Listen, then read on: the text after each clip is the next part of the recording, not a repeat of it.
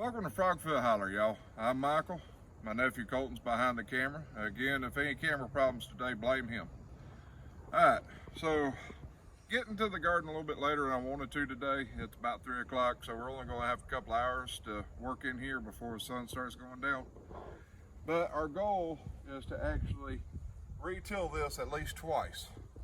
Now, I'm going to be using the tiller with reverse tines. And again, what that actually does is bring up the bottom soil as deep as possible and breaks it up nice and loose. So that way the plant's roots has really loose soil to grow into. And once that's done, I'll leave it for about a day, come back out tomorrow or the next day, and actually go over one more time with the tiller in forwards tine, which brings air into the garden or into the soil and smooths it out. So right now, like I said, we got about 2 times in reverse tine that we got to go over this, and we're going to get jumping on that right now.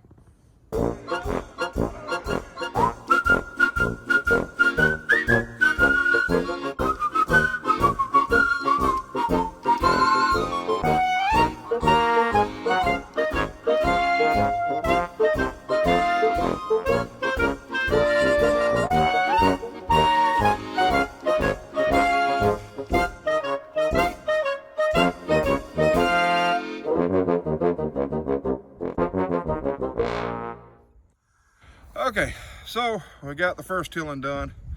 Sun's starting to go down, but we're going to get one more tilling done. And I know I said I was going to do the third tilling, well, today's second tilling, but total of third tilling in reverse tine. But I'm going to go ahead and do it in forward tine and with the drag bar on and see what actually it looks like after the first couple of rows. And then we may just go ahead and continue tilling the rest of the way. Now, you can see where I left some out right there from when I tilled, and that was because that area's been tilled up several times before and it is pretty soft. So going through there with the tiller again in reverse tines don't really do anything. Again, reverse tine is to bust up the soil and get the soil broken up real good. So now my nephew is going to be working on forwards tine and see how much of this he can get done before the sun goes down.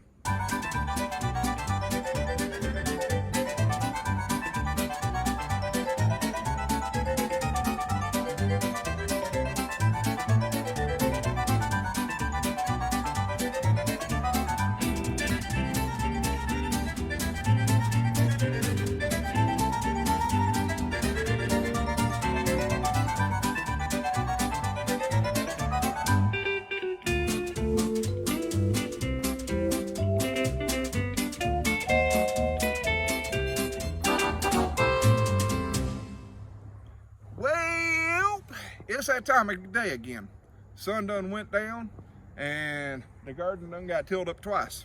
Once by me and once by my nephew. Now, I'll step aside here. You can see all this garden space here. There's a lot to till up by hand. Well, till up by the tiller. But as y'all can see, it's going to be a pretty good sized garden. It's going to be 3,000 square feet or so. Actually a little less than 3,000, only by about 20 square feet. But here's the thing. Now this is just what I can remember off the top of my head. This ain't everything that I got wanting to plant. But I got 37 pounds, I'm getting tongue tied here. 37 pounds of taters. I got about 75 maters, or 2 matas, depending on which part of the country you're from, that I'm wanting to get in. About 40 squash plants. I got cantaloupe, I got peppers, I got okra, I got corn. There's some other stuff there that I can't even remember that I'm wanting to plant. And 3,000 square feet sounds pretty good. Problem is, by the time you add walking paths and by the time you add the space needed for each plant, and for me it's going to be absolute minimum for each plant, you end up coming up with a lot smaller area, or it goes quick, in other words. So that 3,000 square foot goes from this to this, or at least that's what it seems like. Now, while my nephew was tilling, he ended up finding something I didn't find, which was a whole bunch of pine roots over there. And I mean a whole bunch of pine roots. Now, most likely when we till these again, we'll find some more pine roots, which is a good thing. Be able to get those roots up out of the ground and not interfering with the garden any. Now, the reason why I'm tilling this ground as much as I am is because there's a combination of new ground that's being broken and old ground that I've tilled before. And I'm wanting to make sure the consistency of the ground throughout the whole garden is the same. So while the new ground is being broken, the old ground's just being retilled and retilled and retilled. And the new ground's giving us trouble. So we're having to go back through and retill the new ground and get it broken up just like the old ground is. So that way it's soft all the way through, and the little tendrils of the roots of the plants will have somewhere nice and cozy to go into and tuck in at night. I think that's enough rambling for me. What y'all think? That's been Michael, Frogfoot Holler. Y'all have a froggy day.